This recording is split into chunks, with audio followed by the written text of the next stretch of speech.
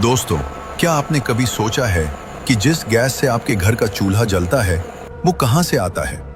आज मैं आपको एक ऐसे सफर के बारे में बताऊंगा जो समुद्र के बीच से शुरू होता है और सीधा आपके किचन तक पहुंचता है। ये है लिक्विफाइड नेचुरल गैस यानी LNG की इनक्रेडिबल जर्नी। एक छोटा सा मॉलिक्यूल जो थाउजेंड्स ऑफ किलोमीटर्स ट्रैवल करता है सिर्फ आपके घर तक पहुंचने के लिए। इमेजिन कीजिए, जो गैस आप रोज यूज करते हैं कुकिंग के लिए, वो पहले ओशन के नीचे दबा हुआ था, फिर उससे एक्सट्रैक्ट किया गया, फिर उससे लिक्विड बनाया गया और फिर स्पेशल शिप्स में भरा गया। ये प्रोसेस इतना फैसिनेटिंग है कि आपका दिमाग हिल जाएगा। तो चलिए मैं आपको स्टेप बाय स्टेप बताता हूं कि यह मैजिक कैसे होता है, क्योंकि रियलिटी कभी-कभी फिक्शन से भी ज्यादा अमेजिंग होती है। वीडियो स्टार्ट करने से पहले सब्सक्राइब कर लो ताकि अगली वीडियो सबसे पहले आप तक पहुंचे। दोस्तों, सबसे पहले बात करते हैं ओशन के नीचे छुपे हुए ट्रेजर की। जी हां, मैं बात कर रहा हूं नेचुरल गैस रिजर्व्स की, जो समुद्र की गहराई में मिलियंस ऑफ ईयर्स से दबे हुए हैं।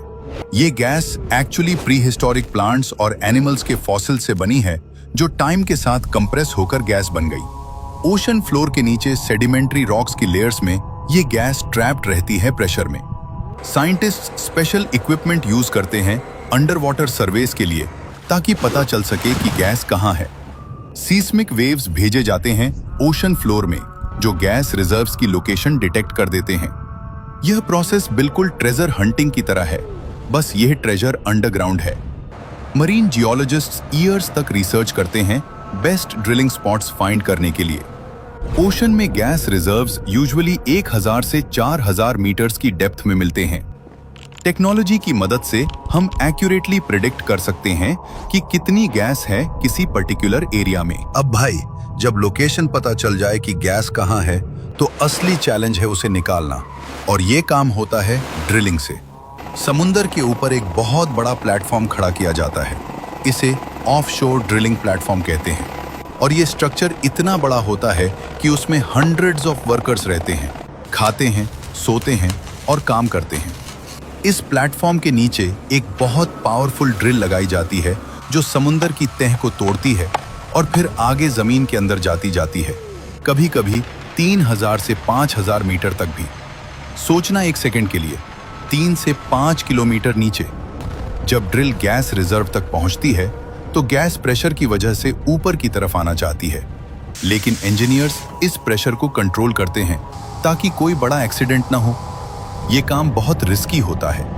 वर्कर्स की सेफ्टी का पूरा ध्यान रखा जाता है, क्योंकि एक छोटी सी गलती भी बहुत बड़ा हादसा बन सकती है। ड्रिलिंग के टाइम पे गैस के साथ पानी और ऑयल भी आ सकता है। इन्हें अलग किया जाता है प्लेटफॉर्म पर ही। जो गैस निकलती है वो बहुत रफ फॉर्म में होती है, सीधा यूज करना पॉसिबल नहीं होता, तो उसे आगे प्रोसेस करना पड़ता है। ड्रिलिंग की यही कहानी है। समुद्र के दरमियान तूफान और लहरों के बीच इंसान अपना काम करता रहता है बिना रुके। ये वो लोग हैं जो 1 महीने या 2 महीने प्लेटफॉर्म पर रहते हैं, घर से दूर, ताकि आपके घर में गैस पहुंचे। जो गैस समुद्र से निकली है वो बिल्कुल सीधी यूज के लिए तैयार नहीं होती। इसमें काफी सारी गंदगी होती है जो पहले साफ करनी पड़ती है। जब गैस निकालते हैं तो उसके साथ आता है पानी, सल्फर, कार्बन डाइऑक्साइड और कई और केमिकल्स जो गैस को इम्प्योर बनाते हैं। अगर ये सीधा पाइप में भेजो तो पाइप्स खराब हो जाएंगे या गैस को जलाने पर हार्मफुल गैसेस निकल सकती हैं। तो पहला काम होता है गैस प्रोसेसिंग का, यानी इस रॉ गैस को एक प्लांट में भेजा जाता है जहां से सब कुछ अलग किया जाता है। इस प्लांट में बहुत सारी मशीन्स होती हैं, सेपरेटर्स, स्क्रबर्स और फिल्टर्स, जो एक एक चीज अलग करती हैं। पानी निकलता है, CO2 निकलता है, सल्फर निकलता है, और बाद में जो बचता है वो है क्लीन मीथेन गैस। यही असली नेचुरल गैस है जो काम की है। इस पूरे प्रोसेस में काफी टाइम लगता है और बहुत एनर्जी भी खर्च होती है, लेकिन ये जरूरी है क्योंकि क्वालिटी गैस ही आगे काम आती है। इस क्लीन गैस को फिर एनालाइज भी किया जाता है। साइंटिस्ट्स चेक करते हैं कि गैस कितनी प्योर है, उसका प्रेशर क्या है और कोई हार्मफुल एलिमेंट तो नहीं बचा। एक बार क्लीनिंग कंप्लीट होती है तो ये गैस रेडी होती है अगला बड़ा कदम लेने के लिए, और वो कदम है इस गैस को लिक्विड में बदलना। अब आता है सबसे इंटरेस्टिंग और साइंस वाला पार्ट, इस गैस को LNG बनाने का प्रोसेस। और LNG का मतलब है लिक्विफाइड नेचुरल गैस। भाई सोचो, एक नॉर्मल गैस जो हवा में फैली होती है, अगर उसे बहुत ज्यादा ठंडा करो, मतलब -162 डिग्री सेल्सियस तक, तो वो गैस लिक्विड बन जाती है। ये एक बहुत बड़ा साइंस का करिश्मा है।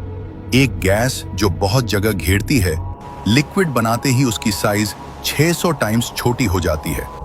मतलब जो गैस एक बड़ा फुटबॉल ग्राउंड भर सकती थी, वो अब एक छोटी सी टंकी में आ जाती है।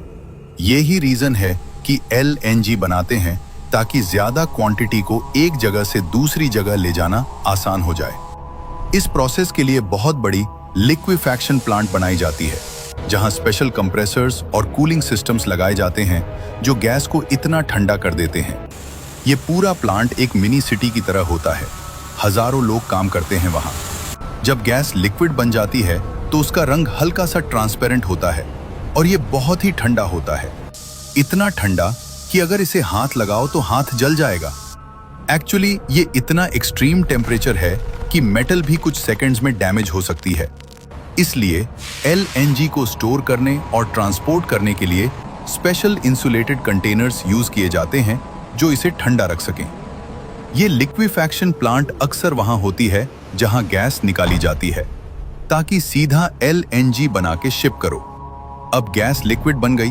अब इसकी जर्नी का सबसे एडवेंचरस हिस्सा शुरू होता है। गैस लिक्विड बन चुकी है और अब इसे एक देश से दूसरे देश तक ले जाना है, और इसके लिए यूज होती हैं LNG कैरियर शिप्स।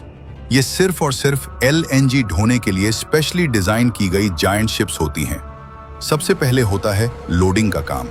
LNG को एक स्पेशल लोडिंग टर्मिनल पर बड़े इंसुलेटेड पाइप्स के जरिए -162 डिग्री के साथ सीधा शिप के अंदर डाला जाता है, और ये काम 12 से 24 घंटे तक चलता है, क्योंकि इतने ठंडे लिक्विड को बहुत स्लोली ट्रांसफर करना पड़ता है। जब शिप पूरी लोड हो जाती है तो क्रू हर चीज चेक करता है। प्रेशर, टेम्परेचर, लीकेज सब ग्रीन होने के बाद ही शिप पोर्ट छोड़ती है। समुंदर में भी काम बंद नहीं होता। क्रू 24 घंटे कंट्रोल रूम से हर टैंक को मॉनिटर करता रहता है पूरे सफर में। कतर से इंडिया तक का ये सफर लगभग 7 से 10 दिन का होता है, और जब शिप अपनी मंजिल के पोर्ट पर पहुंचती है, तब जाकर ये LNG का समुंदर वाला हिस्सा खत्म होता है और अगला सफर शुरू होता है। ये शिप्स इतनी महंगी होती हैं, एक शिप की कीमत $200 मिलियन से ज्यादा होती है। लेकिन यही एक रास्ता है समुंदर के उस पार से गैस को इस पार लाने का, और ये शिप्स ये काम बहुत कमाल से करती हैं। और अब शिप अपनी मंजिल पर पहुंच गई। मतलब जो भी देश गैस इंपोर्ट कर रहा है, वहां का पोर्ट आ गया, और अब शुरू होती है इस सफर की लास्ट इनिंग्स। जब शिप पोर्ट पर आती है तो LNG को अनलोड करके बड़े बड़े ऑनशोर टैंक्स में रखा जाता है। ये टैंक्स इतने बड़े होते हैं कि एक टैंक में एक छोटे शहर की गैस की जरूरत पूरी हो सकती है। अब इस LNG को वापस गैस में बदलना पड़ता है। इस प्रोसेस को कहते हैं रीगैसिफिकेशन, मतलब लिक्विड से वापस गैस बनाना। इस प्रोसेस में LNG को धीरे धीरे गर्म किया जाता है, -162 से उठाकर नॉर्मल टेम्परेचर तक, और जैसे ही ये गर्म होती है, ये लिक्विड से गैस बन जाती है।